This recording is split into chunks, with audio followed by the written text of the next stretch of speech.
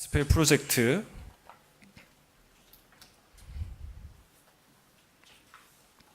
6권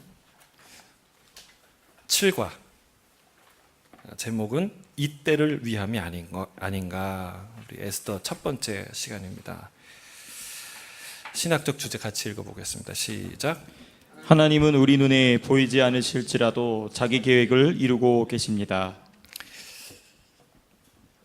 아멘입니다. 정말 하나님이 우리 눈에 보이지 않을지라도 이해가 안 돼도 하나님은 당신의 계획을 반드시 이루고 계시고 또 앞으로도 이루실 줄로 믿습니다.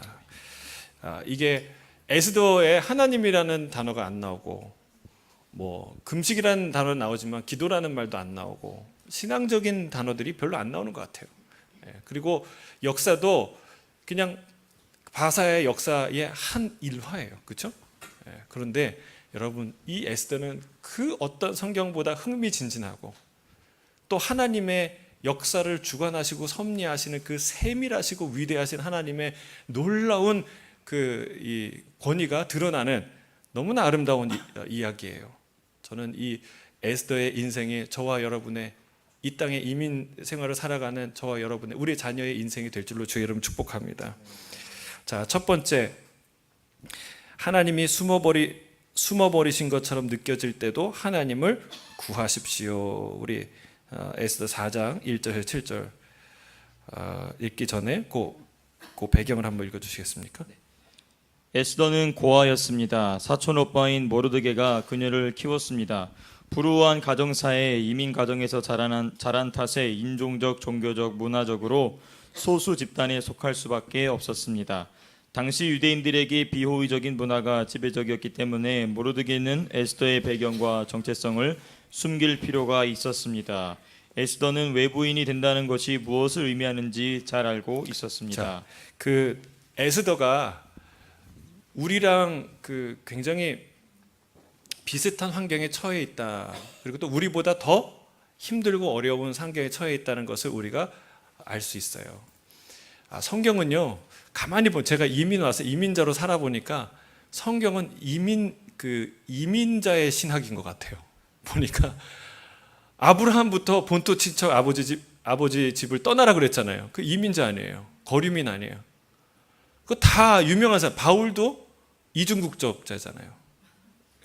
로마 시민이잖아요. 그리고 다니엘, 에스더 다 여러분 그 해외 거류인들이에요. 느헤미야 다. 그렇죠? 그걸 보니까 다 이민자예요. 저는 우리의 자녀들이 다니엘처럼 에스더처럼 위대한 하나님의 종이 될 줄로 믿습니다. 그럴 조건들을 많이 갖춰진 거예요. 여러분, 이 에스더가 첫째 어떤 사람이었냐면 고아였대요. 엄마 아빠가 다 없는 거죠. 여러분, 이거 자체가 슬프지 않습니까? 마음이 아프잖아요. 이 고아, 엄마 아빠가 병으로 죽었는지 전쟁에서 죽었는지 어떤 살해를 당했는지 그건 잘 모르겠어요. 그러나 엄마 아빠가 없는 딸이었어요. 그런데 이 아이가 게다가 또 이민 가정이잖아요. 본토에서 자라는 것도 아니고 멀리 타국 포로 생활을 하고 있는 이민자의 자녀예요. 그리고 또 게다가 소수 민족인데 그 중에 유대인이에요. 여러분, 여기도 그런 말이 있죠. 당신은 유대인들에게 비호의적인 문화가 지배적이었기 때문에 라고 얘기하는데, 오늘 우리가 읽는 에스더의 본문에 하만이 왕에게 그 유대 민족들을 죽이도록 권면하는 이야기가 나오는데 그 이유가 뭔지 아세요? 왕이 다스리는 그 지역, 이 나라 안에 한 민족이 있는데 그 민족은 그 법률이 너무나 다른 민족과 달라서 왕의 법률을 지키지 않고, 그리고 왕의 법률과 상충돼서 왕에게 소용이 없는 그런 사람들입니다 라고 얘기를 해요. 그러니까 그게 왕에게 설득이 될 정도로, 그리고 그게 그 당시 사람들의 정서라는 거예요. 유대인들, 별난 사람들, 몹쓸 사람들, 그러니까 다른 민족들과 항상 부딪히는 사람들, 그런 사람들이라는 오명을 갖고 있었던 사람이. 그래서 이 모르드게가 그 에스더에게 너는 유대인이라는 것을 밝히지 마라. 모르는 것처럼 살아가라. 그렇게 모르드게가 모르는 것처럼. 그걸 밝히지 않을 정도로, 그러니까 여러 가지 그 핸디캡을 갖고 살아가는 거예요. 어려운 환경이죠. 여러분, 이 나라에서 우리가 시드니에서 사는데, 호주에 사는데 한국인이라 그러면은 우리가 얼굴을 숙이면서 한국인이라는 걸 숨기면서 살아가십니까? 아니잖아요. 얼마나 우리가 당당하게 우리가 코리안이라는 것을 밝히면서 살아갑니까? 여러분, 그러나 우리보다 훨씬 더 열악한 환경에서 이민 생활을 했던 자매가 에스더 자매예요. 그러니까 참 우리가 와닿죠. 자, 이 에스더 자매가 어떤 기회를 얻냐면, 아하수에로 왕이요, 어마어마한 제국의 왕인데 뭐라고 에스더에 써 있냐면 인도에서부터 구스 지역까지. 그러니까 인도는 지금의 인도죠. 구스는 에티오피아예요. 그렇죠? 인도와 중동과 아프리카, 북부 아프리카에 이르는 거대한 지역에 를 다스리는 왕인데, 거기에 각 지역에 120개의 그 지역이 그걸 대표하는 왕들이 있고, 그것을 대표하는 왕이 아하수에로 왕이다. 참 대단하지 않습니까? 근데 그 왕의 그 제국의 왕후가 와스디라는 왕후가 있었는데, 그 왕후가 왕의 부름을 거절해요. 왕이 7일 동안 그 모든 나라의 리더들을 불러서 잔치를 베풀고 자기의 영광을 기뻐하고, 그런데 마지막 날에 왕후를 오라고 7 장관들을 보내서 정중히 오라고 얘기하는데 안 오기를 싫다는 거예요. 안 하겠다는 거예요. 그러니까 화가 머리끝까지 난 거죠. 화가. 그래서 어떻게 해야 되겠느냐 하니까 그 당시 7 아주 최고의 그 대신 중에 한 사람이 무무관이라는 사람이 뭐라고 얘기하냐면, 이것은 왕후가 왕 한 사람을 능멸한 것이 아니고 온 나라의 아버지들, 온 나라의 리더십을 능멸한 샘플이 돼서 이 소식을 듣는 모든 제국의 모든 가정의 그 여인들이 이 모습을 따라할 것입니다. 다시는 왕 앞에 서지 못하도록 조서를 내리는 게 마땅합니다. 그래서 그날로 바로 폐위를 시키죠. 그리고 나서 왕후를 뽑는 그런 일들을 합니다. 전국에 있는 아리따운 처녀들을 다 이렇게 모아서 이제 그 왕 앞으로 데려오는데, 그 중에 에스더가 뽑힌 거예요. 근데 참 그 뽑히는 과정도 참 아름다워요. 그래서 얼마나 아름다웠으면 그 인도와 구스에 걸친 이 나라 중에 왕후가 될 후보로 뽑혔을까? 진짜 아름다웠을 거예요. 그래서 여러분, 이 아름다움을 가지신 사람들은 아름다움을 가지신 것에 뭐라 그럴까? 요즘에는 그 외모지상주의라고 이렇게 딱 꼬리표를 붙여서 너무 뭐라고 하는 것 같아요. 뭐 미스 코리아 나가면 어떻습니까? 나가서 1등하고, 미스 유니버스 나가서 1등하면 좋은 거 아니겠습니까? 여러분, 이게 외모지상주의는 나쁜 거죠. 그러나 하나님이 아름다운 외모를 주신 것은 축복이에요. 그것은 축복의 도구가 될 수 있어요. 그것마저도 그 부정하는 사람은 건강하지 않은 사람이에요. 예를 들면 물질 만능주의는 나쁜 거죠. 그렇다고 물질 만능주의를 배격하기 위해서 물질 자체를 배격합니까? 어리석은 거예요. 여러분, 물질은 하나님이 주신 축복의 도구고, 그게 균형을 잃었을 때, 거기서 하나님의 주권이 빠졌을 때, 하나님이 주신 그 물질이라는 청지기적인 고백이 빠졌을 때 그게 독이 되는 거예요. 미모도 마찬가지예요. 미모는 하나님이 주신 선물인데 이게 내 거다. 이것을 가지고 뭔가를 하려고 하는 것이 그게 악한 거죠.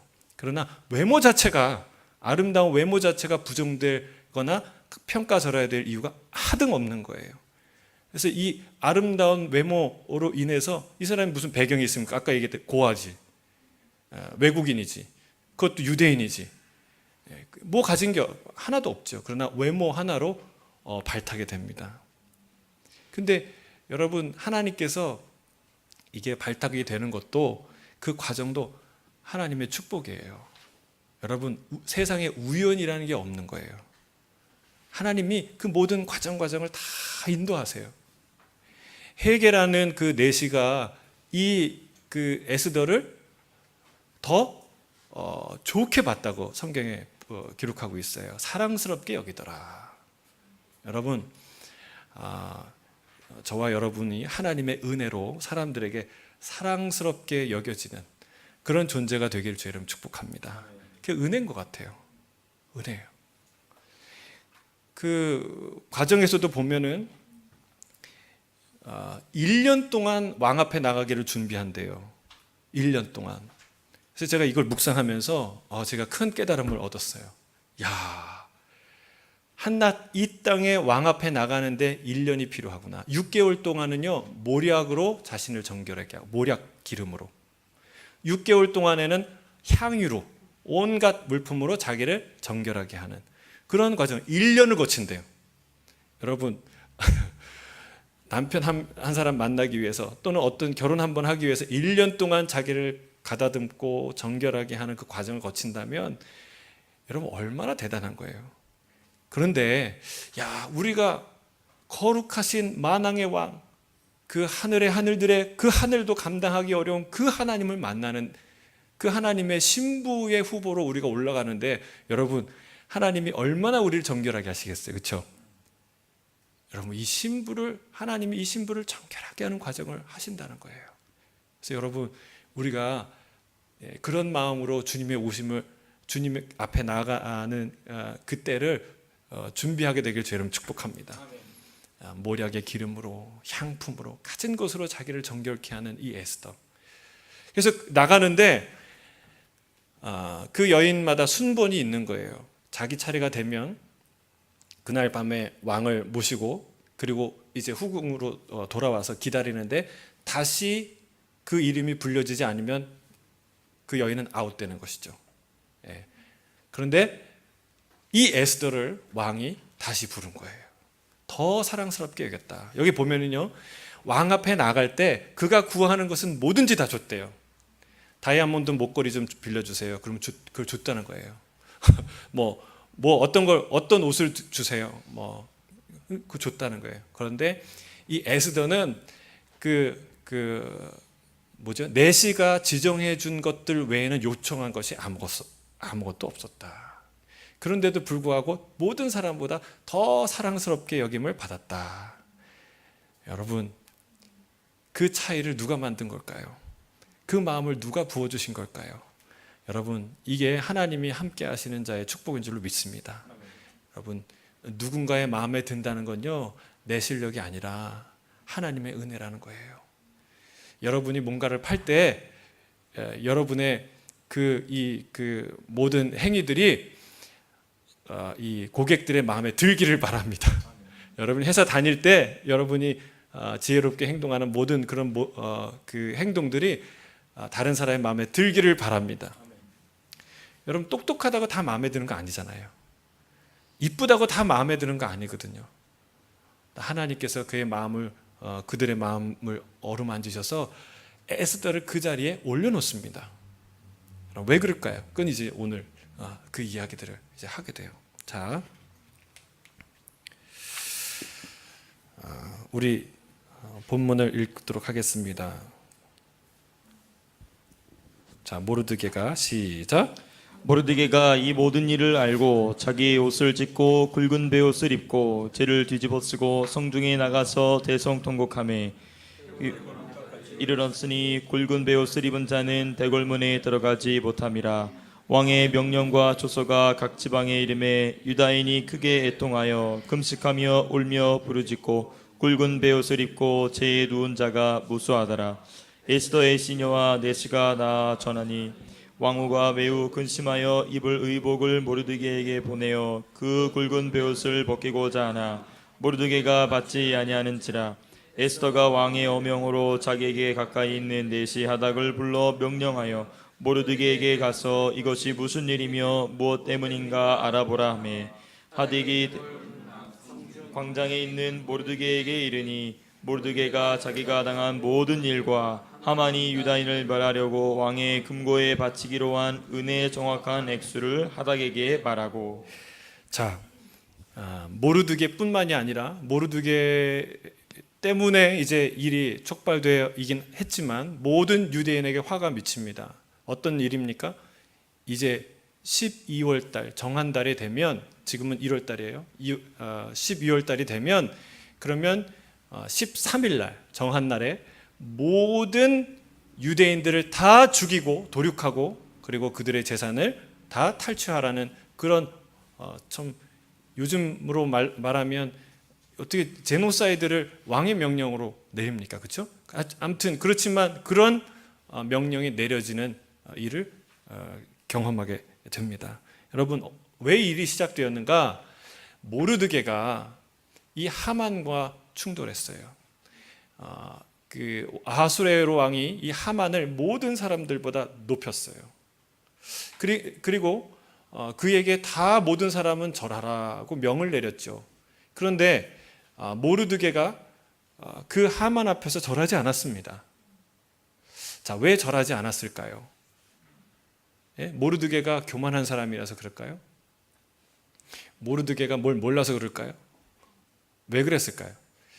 여기에 보면은 우리가 몇 가지를 유추할 수 있는데, 우리가 첫 번째로 이렇게 뺄 수 있는 가설은 모르드게가 이렇게 하만이 마음에 들지 않기 때문에 교만한 마음으로 그를 대적했다, 그렇게 생각하기는 어려워요. 왜냐하면 여러분, 모르드게가 왕에게 절하는 사람이고 사람들을 섬기는 사람들이었는데, 그러나 자기의 상관, 자기의 리더십을 섬기지 않고 절하지 않았다는 것은 납득이 잘 안 돼요. 근데 여기 보면 몇 가지 단서가 있는데, 그가 자기가 유대인인 것을, 절하지 않은 이유에 대해서 내가 유대인인 것을 그에게 밝혔다. 그러니까 유대인이 하지 못하는 어떤 행동을 요구했던 거죠. 그러니까 그 당시에 왕이 어떤 사람을 높이 들려면 그에게 왕이나 또는 어떤 특정한 목적을 가진 이유에 있어서 그 사람에게 그러니까 우상을 섬기듯 신을 섬기듯 그에게 절하라 명령을 내렸던 것이다라고 사람들이 이렇게 유추를 하죠. 그랬을 것 같아요. 그러니까 이 모든 사람은 이 하만에게 그렇게 절하라, 일정 기간 동안 뭐 또 그렇게 했겠죠. 근데 그것을 하지 못했다는 거예요.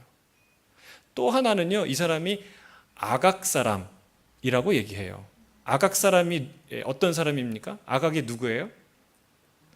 사울이 다 진멸하고 죽이지 않은 한 왕이 있었는데 그게 누구예요? 아각이죠. 아말렉의 왕. 아말렉은 어떤 족속이냐면 이스라엘이 출애굽할 당시에 그 광야에서 이 이스라엘을 공격했던, 이스라엘을 멸하려고 전쟁을 걸어왔던 나라가 아말렉이에요. 출애굽기 17장에 나오는데, 하나님이 그래서 뭐라고 얘기했습니까? 그때 내가 대대로, 그러니까 이 아말렉을 기억나지 못하게 내가 없애버리겠다. 그리고 대대로 내가 이 아말렉과 싸우겠다. 하나님이 말씀하셨어요. 그러니까 이 아말렉과 이 유대인은 특별한 그런 관계들이 있는 거예요. 글쎄, 그런 민족적인 감정이나 그런 이유 때문인지 모르겠어요. 제가 얘기한 그 첫 번째 이유가 가장 설득력 있는 얘기 같아요. 여러분, 유대인이 할 수 없는 그런 일을 요구한 거예요. 참 모르드게는 대단하죠. 어떻게 그렇게 그래도 그런 절개를 지킬 수 있었을까?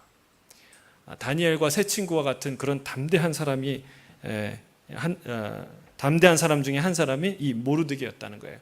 그 이후로 하만과 모르드게가 각을 세우죠.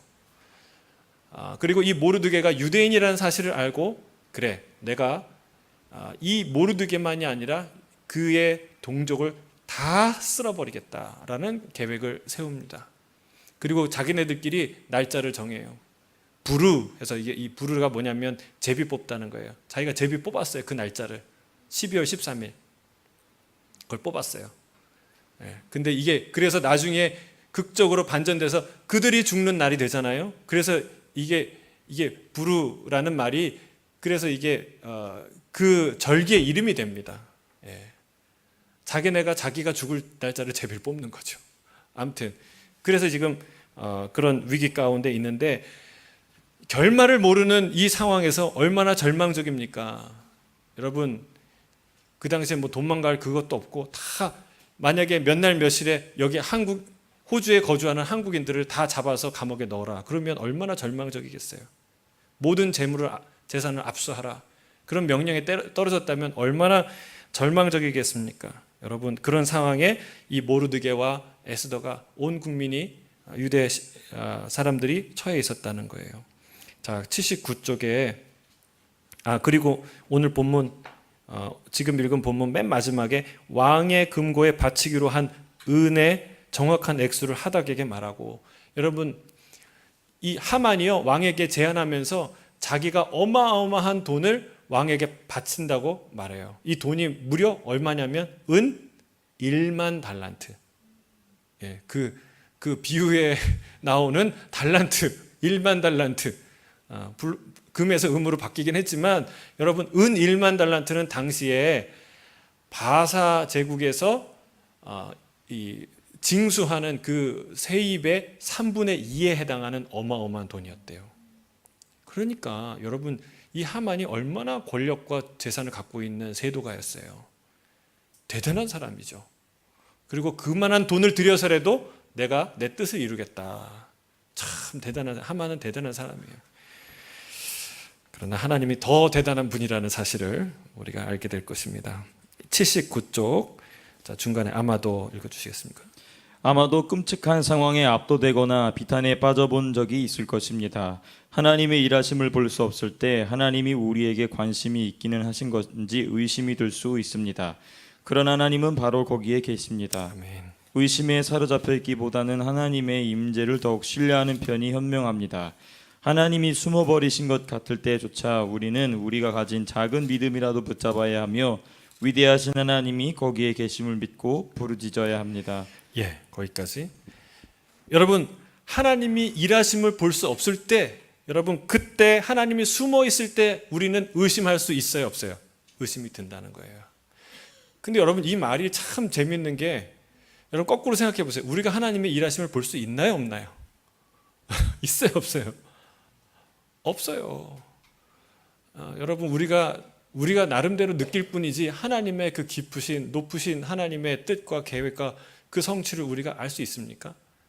알려고 하는 것이 어리석은 것이고 분수에 지나치는 것이고 여러분 나의 수준을 뛰어넘는 일이죠. 하나님은 그런 의심 속에서도 여전히 바로 거기에 계시다. 여러분 이게 복음이고 이게 성경이 말하는 진리예요. 메시지예요. 계속해서 그 얘기를 하는 거예요. 바로 거기에 계시다. 바로 여기에 계시다. 따라하겠습니다. 바로 여기에 계신 하나님. 나와 함께 여기에 고난의 한가운데 계시는 하나님이라는 거예요. 그걸 상징적으로 보여주는 게 뭐예요? 예수님이 물 위를 걸어오신 거예요. 혼자 기도하고 계시다가 그 강한 바람과 파도와 폭풍에 두려워하고 위태로운 그 제자들을 향해서 위에서 예수님이 기도하시다가 다시 내려오셔서 물 위를 걸어가서 제자들 가운데 가잖아요. 고난 한가운데. 여러분 우리 주님이 안 계시겠다. 주님이 여기는 있지 않겠다. 어떻게 여기까지 함께 하실까라는 바로 그 자리에 계시는 줄 믿습니다. 여러분 어떻게 물 위에 있나요? 물 위를 어떻게 걸어오나요? 한밤중에 라이트도 없는데 내가 바다 이 한가운데 있는 것을 누가 아나요? 여러분 그때 무슨 작은 불빛이 있는 것도 아니고 그 바람 부는 폭풍 가운데 내가 여기에서 이 지점에서 A-C 지점에서 내가 고생하고 있는 걸 누가 아나요? 하나님은 아신다는 거예요. 그거를 상징적으로 보여주는 장면이에요. 네가 그 칠흑같이 어두운 암흑 속에서 그 고난의 태풍과 씨름하고 있는 것을 내가 안다. 내가 너와 함께 한다. 내가 너를 버리지 않는다. 여러분 그거를 보여주는 그림이 바로 그 예수님의 임재, 걸어오신, 물 위를 걸어오시는 예수님이에요. 그래서 우리가 여러분 이 메시지를 우리가 정확하게 기억해야 돼요. 여러분, 믿음은 기억해 두는 것이 아니라 기억해 내는 것이에요.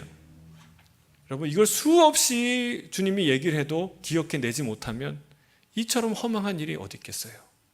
여러분, 우리가 수없이 배우는 이유가 뭐예요? 바로 이 메시지를 확인하고 또 확인하기 위해서 이 메시지를 우리가 그 수많은 인물과 역사를 공부하는 거예요. 여러분, 주님이 얘기하시는 거예요. 이사야 40장에 주님이 뭐라고 얘기하십니까?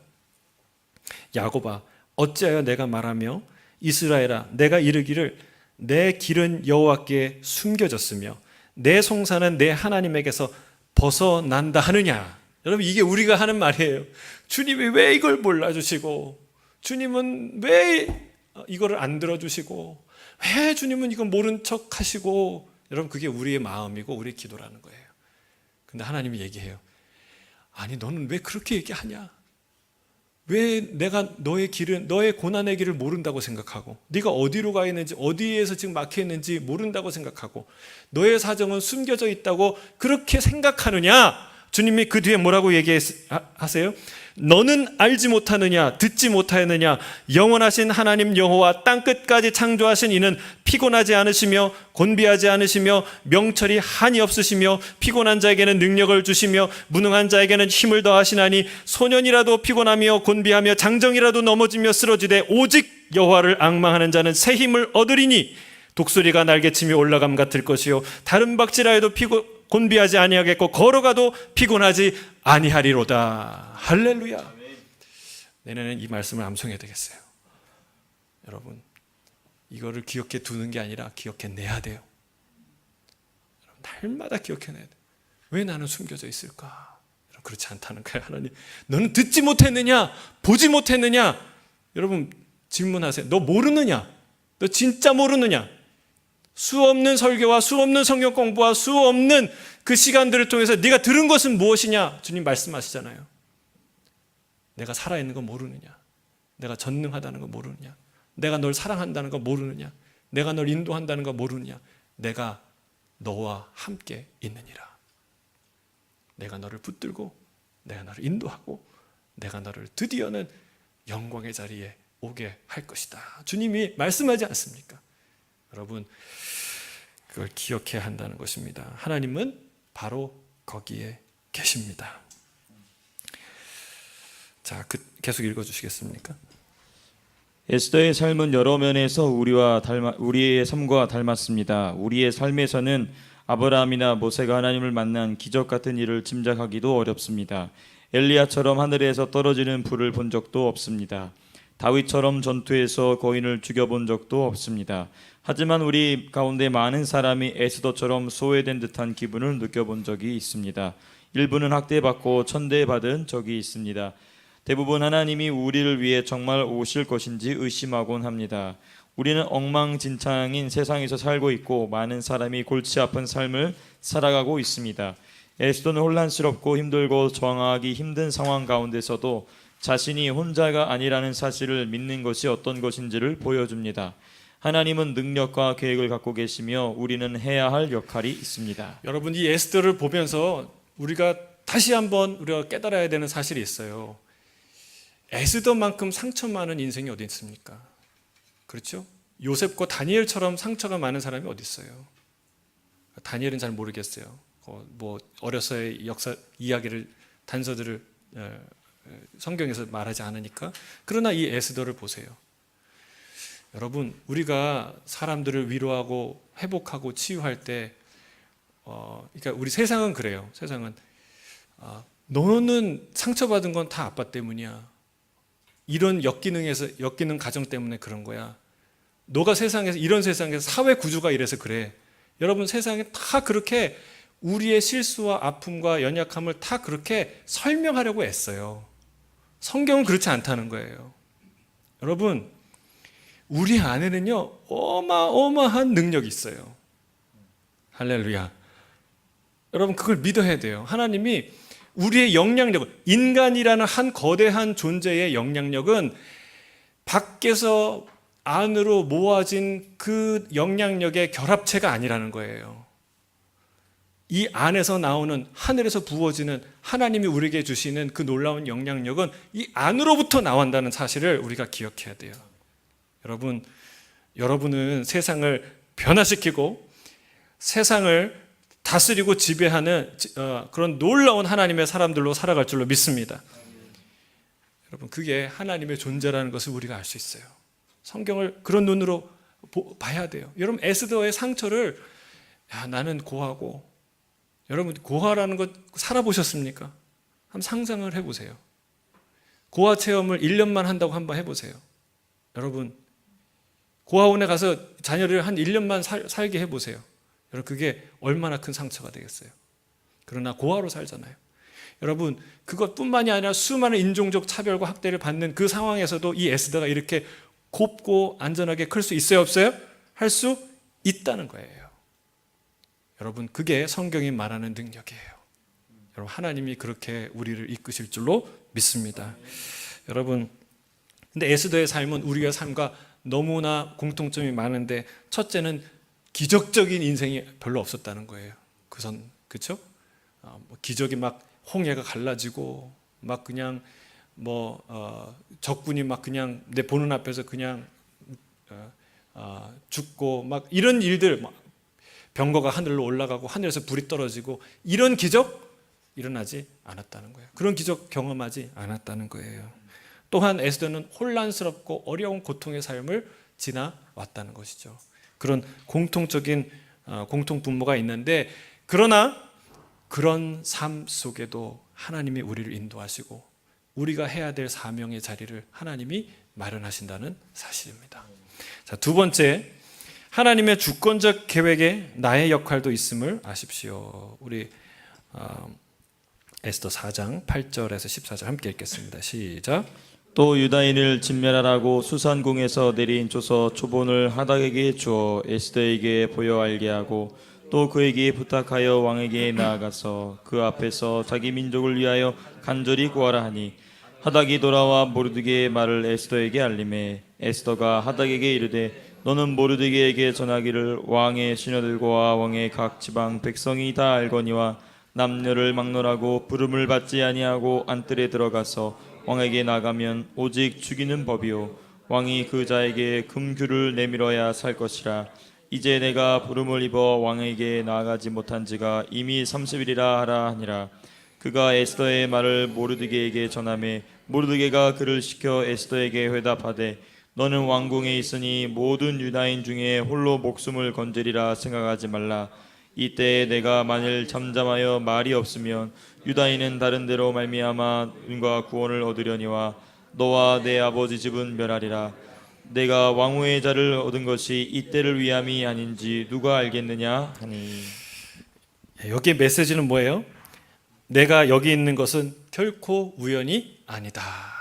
따라하겠습니다. 결코 우연이 아닙니다. 결코 우연이 아닙니다. 내가 시드니에 온 것은 결코 우연이 아닙니다. 내가 지은 것은 결코 우연이 아닙니다. 옆에 있는 분에게, 당신이 나를 만난 것도 결코 우연이 아닙니다.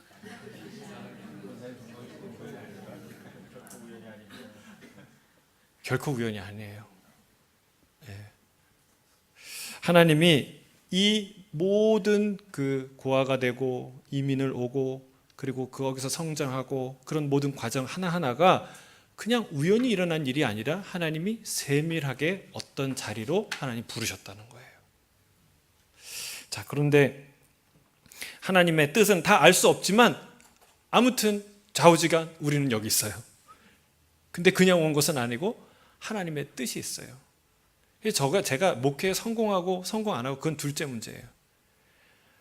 그냥 하나님이 여기에 저와 함께 동역할 수 있는 사람을 보내주시고 내가 해야 될 일, 어떤 한 사람이라도 하나님이 그 일을 하게 하시기 위해서 나를 여기 보내셨다고 저는 믿습니다. 그리고 여러분도 이 자리에 보내셨다고 믿습니다. 여러분, 그건 우연이 절대 없어요. 절대 없어요. 하나님이 하시는, 여기 그 다음에 그 이야기가 있죠? 한번 읽어주시겠습니까? 에스더 이야기가. 에스더 이야기가 그리는 포물선은 에스더와 모르드게가 정치적 권력에 접근할 수 있는 지위를 우연히 얻은 것이 아님을 보여줍니다. 하나님의 뜻 가운데 그들을 거기 두셨던 것입니다. 그러나 하나님이 에스더를 선택해 바사 제국의 왕비로 세우시긴 했지만 에스더 자신이 하나님의 계획에서 자기의 역할을 감당하기 위해 믿음과 용기를 내는 결단을 해야만 했습니다. 자, 이 에스더가요, 결정해야 되는 일이 있었어요. 여기서 어떤 결정을 해야 되느냐? 사실은 왕 앞에 왕이 부르지 않았는데 가면 진짜 죽음이죠. 목숨 걸고 가야 돼요.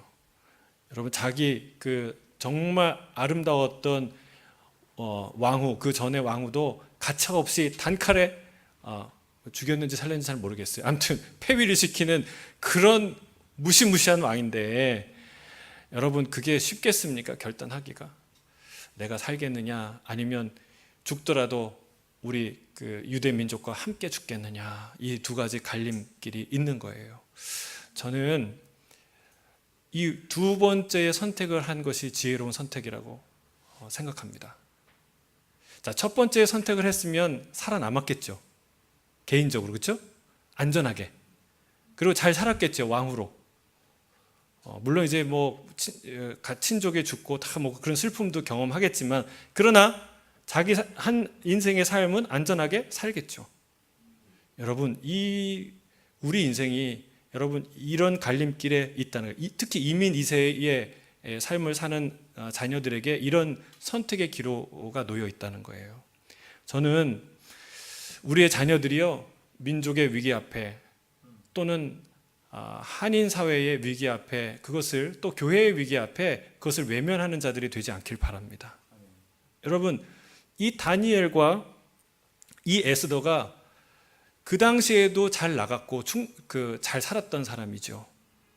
그러나 이 사람이 그냥 그 당시에 아주 잘 나가는 사람들 대열에 서 있지 아니하고 정말 영원히 빛나는 영웅의 반열에 올라가는 이유가 어디 있을까요? 그것은 유대 민족을 떠나지 않았다는 거예요. 유대 민족 공동체를 떠나지 않았다는 거예요. 그가 그 공동체를 선택했다는 거예요. 그가 만약에 유대 공동체를, 도움이 하나도 안 되는 유대 공동체를 떠났다면 여러분, 자기의 인생은 편하게 살 수도 있어요. 다니엘도 그랬겠죠. 다른 사람들도 그랬겠죠. 그런데 그가요, 그 어려움을 무릅쓰고 자기의 유대 공동체에 떠나지 않았기 때문에 하나님의 기적을 경험하고, 그가 그 공동체를 통해서 정말 저 하늘에 빛나는 저 별처럼 영원히 빛나는 이 이름을 얻게 되는 거예요. 저는 우리의 자녀들이 이 땅에서 성공해야 다 하나님 축복을 받은 건 아니지만 각각 요소요소의 리더로 우리가 성장하고 진출하기를 바랍니다. 그런데 그 아이들이요, 그냥 떠나가면 안 돼요. 반드시 교회와, 반드시 한인 사회와 연계성이 있어야, 그래야 하는 거예요. 그러니까 한인 사회에 발을 들여놔서 선한 것이 뭐가 있겠느냐, 그런 생각할 수 있지만 에스더가 지금 그런 상황이에요. 다니엘이 그런 상황이에요. 여러분, 하나도 도움이 안 되는 사회에서 오히려 불이익이 되는, 그래서 자기의 민족이 왕후까지 올라가는데 자기 경력서에 유대인이라는 말을 안 쓰잖아요. 그만큼 불리한 조건 중에 하나인데 결정적인 순간에 뭐를 붙듭니까? 자기 유대 공동체를 떠나지 아니하고 그것을 붙드는 용기가 있는 거예요. 저는 진짜 리더는 이런 사람이라고 생각해요. 자기의 교회, 한인 사회를 떠나지 아니하며 그것을 붙들고 그것을 위해 자기의 삶과 자기의 지위를 걸 수 있는 용기 있는 사람, 주님을 위해 그렇게 자기의 이 자리를 걸 수 있는 사람, 저는 이런 사람이 하나님의 위대한 리더로 쓰임받게 될 줄로 믿습니다. 자,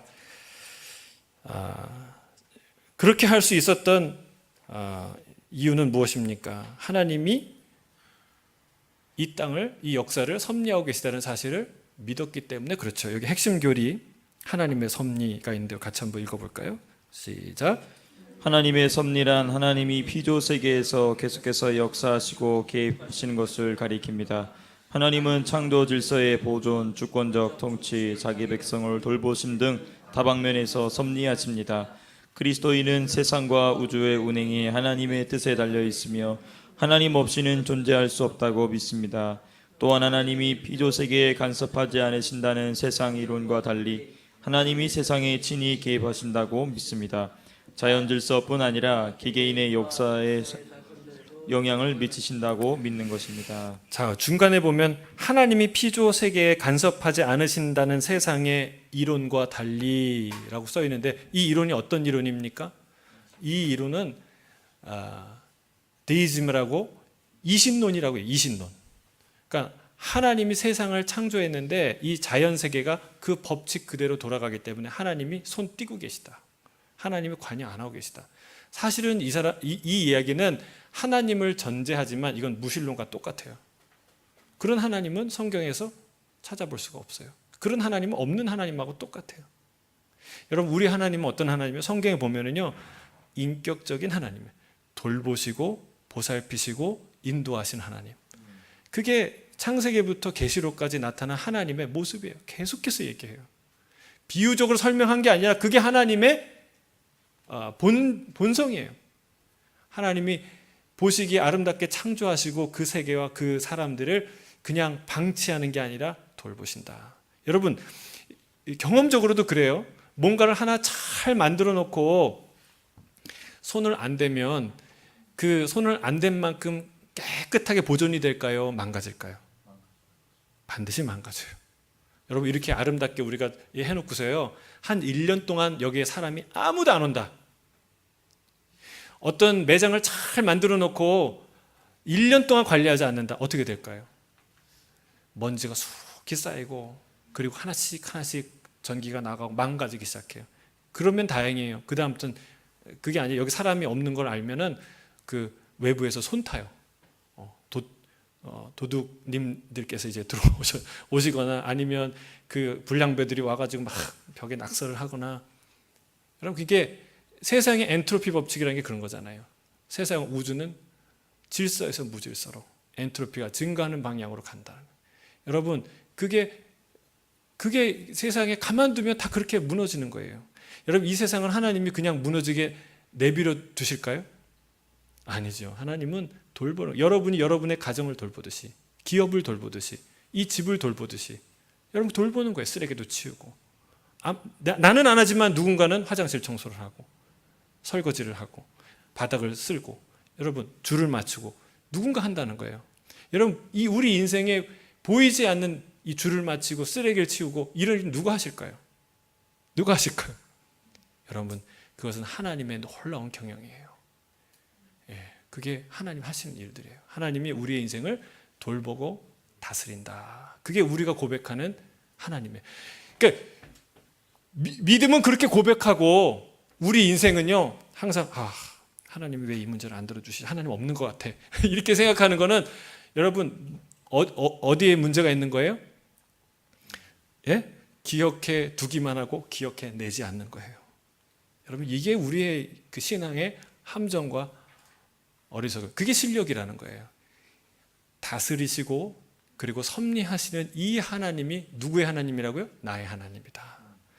그 다스리시는 하나님이 과거의 이스라엘 하나님일 뿐만이 아니라 현재 여기에 이민 생활을 하고 있는, 그때 수천 년 전에 바벨론에서 바사에서 이민 생활하고 있는 이 에스더의 하나님이 지금 시드니에서 이민 생활을 하고 있는 나의 하나님이다 라고 끌어내서 적용할 수 있는 게 진짜 실력이라는 거예요. 여러분, 우리 그 하나님은 우리 하나님인 줄로 믿습니다. 자, 우리 마지막 문장을 좀 읽어주시겠습니까? 성경은 하나님이 우리의 삶의 모든 영역에서 그와 똑같이 일하고 계신다고 말합니다. 하나님은 우리 삶에 일어나는 사건들, 심지어 힘들고 아픈 부분까지들도 엮어서 우리를 준비시키시고 하나님 나라를 위해 쓰임받는 자리에 두십니다. 그러나 정말로 중요한 선택은 스스로 해야 합니다. 인생의 결정적인 순간을 순종하는 마음으로 신실하게 붙잡고자 결단한다면 상상을 초월하는 파급 효과와 결과를 얻게 될 것입니다. 여러분, 하나님이 그 왕후의 자리에 올려놓으셨어요. 그리고 지금 뭔가 할 수 있는 일을 보여주세요. 자, 근데 결단은 누가 해야 돼요? 스스로 해야 됩니다. 하나님은 인격적이신 분이에요. 죽음에 이렇게 너 죽어 지시하시는 분이 아니라는 거예요. 스스로 결단해야 돼요. 그러나 비록 그것이 죽음일지라도 내가 그 길을 가겠습니다라고 스스로 고백하는 거는요, 그거는 억울한 일이나 상처받은 일이나 그 고생하는 게 아니라 뭐예요? 그건 기회라는 거예요. 기회를 잡는 거예요.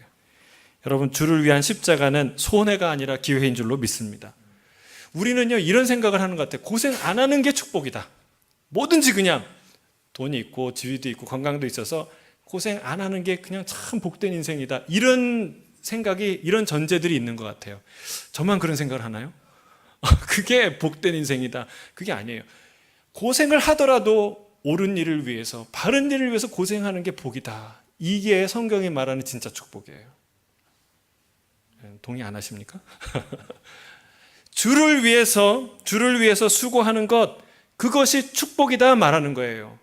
그걸 다른 말로 뭐라고 얘기합니까? 쓰임받는 인생이다. 쓰임받는 인생, 사용되는 인생이다.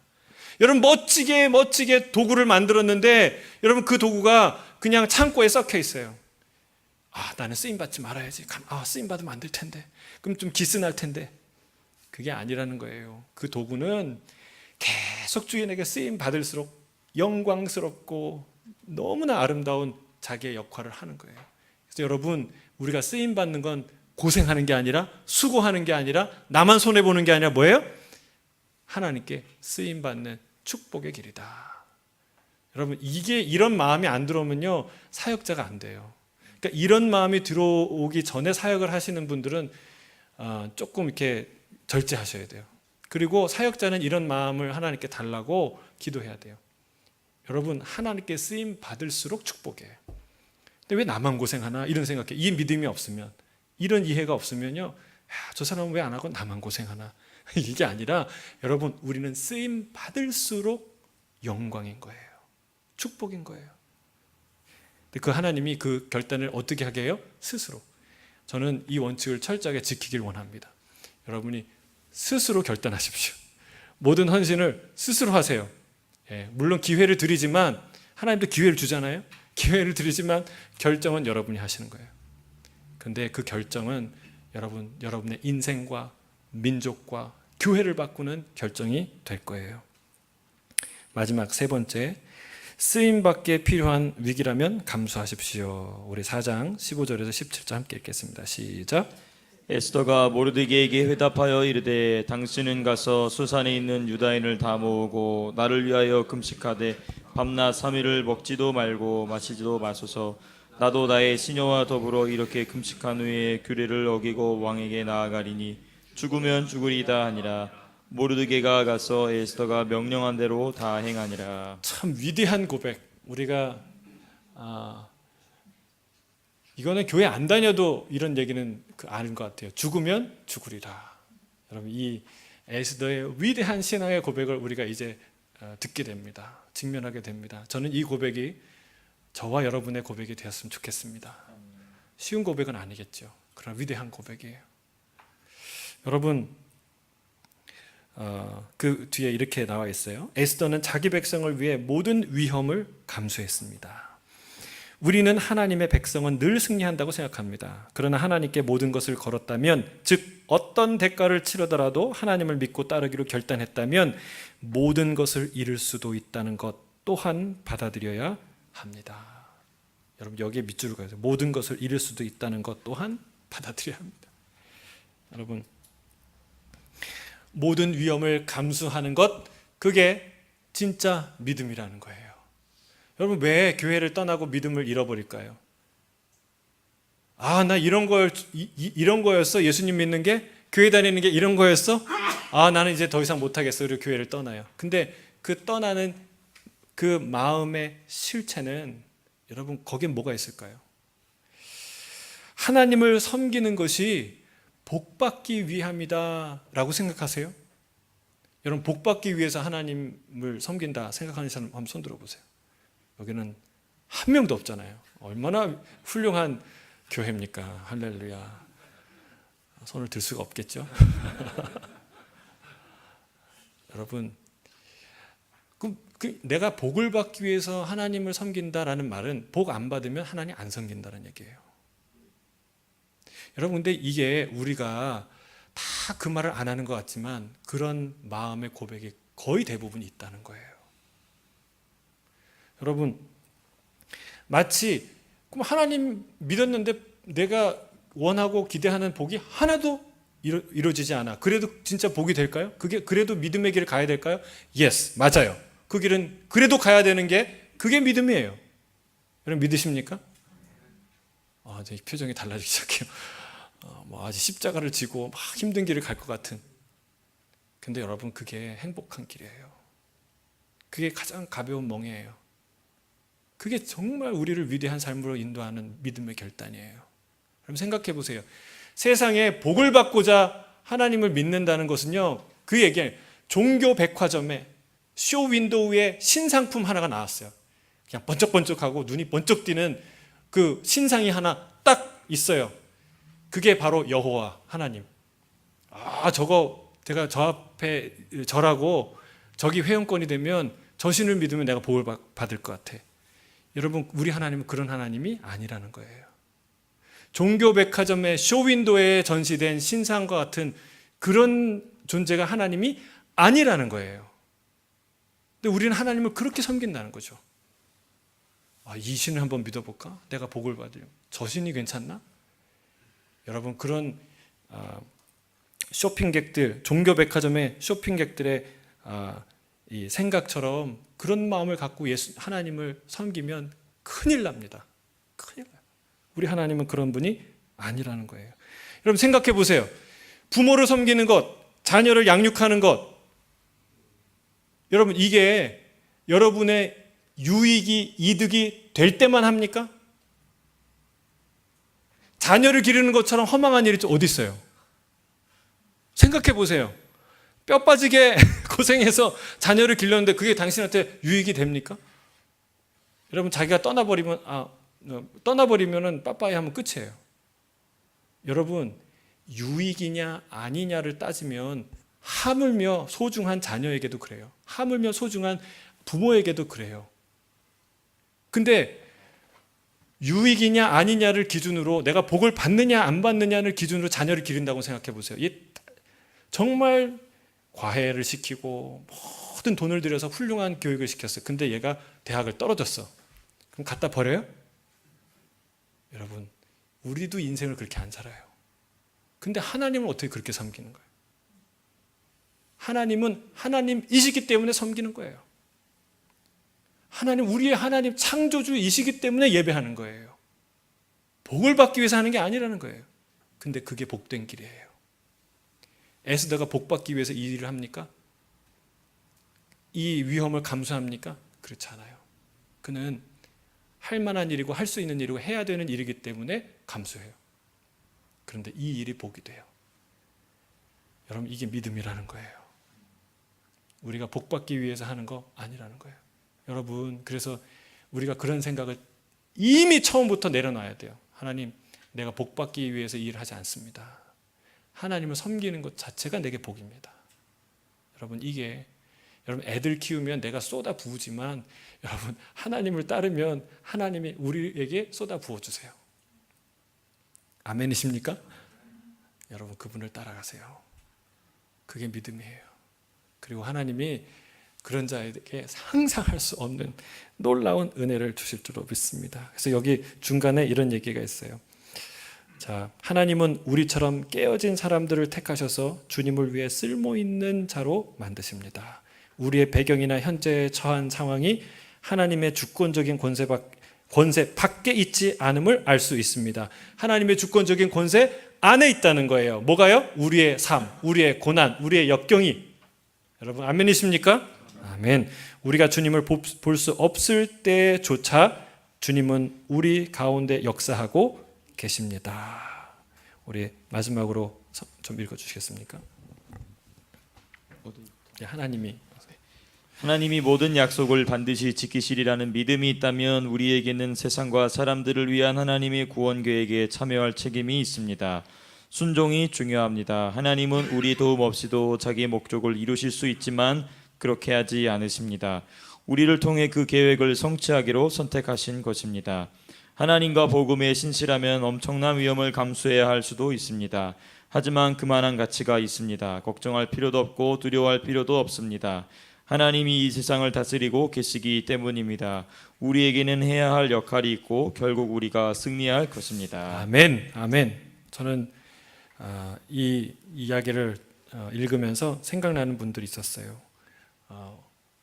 믿음을 따라 자기의 목숨을 드렸던 순교자들, 그리고 이 시대에 자기의 인생을 아낌없이 드렸던 선교사님들. 여러분, 그들은 어리석은 일을 한 것이 아닙니다. 그리고 그들이 지금 겪는 고난은 쓸모없는 고난이 아니고 버려지는 고난이 아닌 줄로 믿습니다. 세상 사람은 조롱할 수도 있어요. 그러나 그것은 하나님께 드리는 자기의 헌신이기 때문에 위대한 거예요. 위대한 거예요. 저는 우리가 그 길을 걸어가는 사람들이 나오길 바라고, 우리가 그런 뒤를 이어서 우리가 함께 가길 원합니다. 주님을 위해서 위험을 감수하는 사람들, 안전한 길로 가서 하나도 내게 해가 없는, 고생 안 하는 길로 가길 원하는, 그런 방법을 가르쳐달라고 기도하는 그런 인생이 아니라 주님을 위해 때로는 위험을 감수할 수 있는 믿음의 사람들이 나오는 그런 교회가, 그런 공동체가 되길 주의 이름으로 축복합니다. 여러분, 그래서 제가 생각난 게 마지막으로 루비 캔드릭, 내가 조선을 위해 줄 수 있는 1000개의 생명이 있다면 다 조선을 위해 줄 것입니다. 여러분, 그 고백을 한 선교사가 누구예요? 루비 캔드릭. 나이가 몇 살이에요? 25살. 텍사스의 미혼 처녀였는데 그가 선교사로 헌신해서 너무 나이가 어린 나이에 헌신을 해갖고 2년 동안 선교 훈련을 거기서 받고 왔는데 불과 1년이 안 되는 8개월인가 9개월 만에 세상을 떠납니다. 급성 맹장으로 어처구니 없죠. 맹장염 때문에 목숨을 잃는데 그때 그만큼 열악한 환경이었어요. 1908년 그 당시에 죽습니다. 근데 그가요 쓴 하나의 편지가, 부모님에게 쓴 편지가 정말 예언서 같은 편지예요.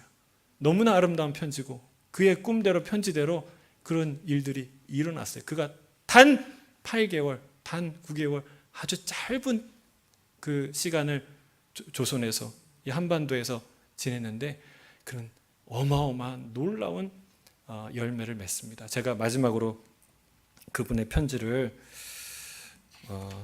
읽고 오늘 성경 공부를 마치겠습니다. 루비 캔드릭의 편지예요. 이곳 조선 땅에 오기 전 집들에 심었던 꽃들이 활짝 피어났다는 소식을 들었을 때 하루 종일 집 생각만 했습니다. 이곳은 참 아름다운 곳입니다. 모두들 하나님을 닮은 사람들 같습니다. 선한 마음과 복음에 대한 열정으로 보아 아마 몇십 년이 지나면 이곳은 주님의 사랑이 넘치는 곳이 될 것 같습니다.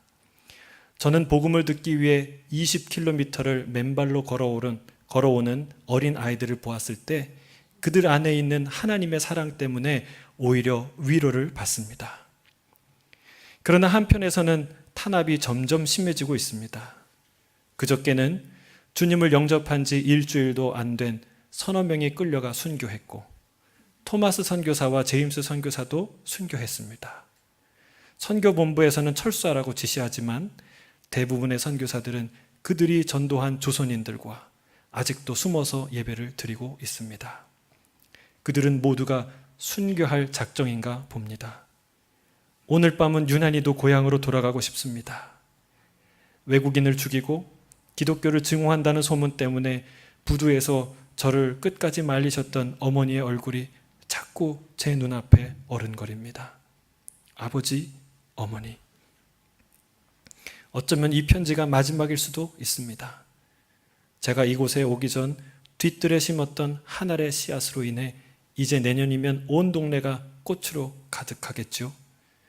그리고 또 다른 씨앗을 만들어 내겠죠. 저는 이곳에 작은 씨앗이 되기로 결심했습니다. 제가 씨앗이 되어 이 땅에 묻히게 되었을 때 아마 하나님의 시간이 되면 조선 땅에는 많은 꽃들이 피고 그들도 여러 나라에서 씨앗이 될 것입니다. 저는 이 땅에 저의 심장을 묻겠습니다. 바로 이것은 조선에 대한 제 열정이 아니라 하나님의 조선을 향한 열정이라는 것을 알게 되었습니다. 어머니, 아버지 사랑합니다. 루비 캔드릭. 기도하겠습니다.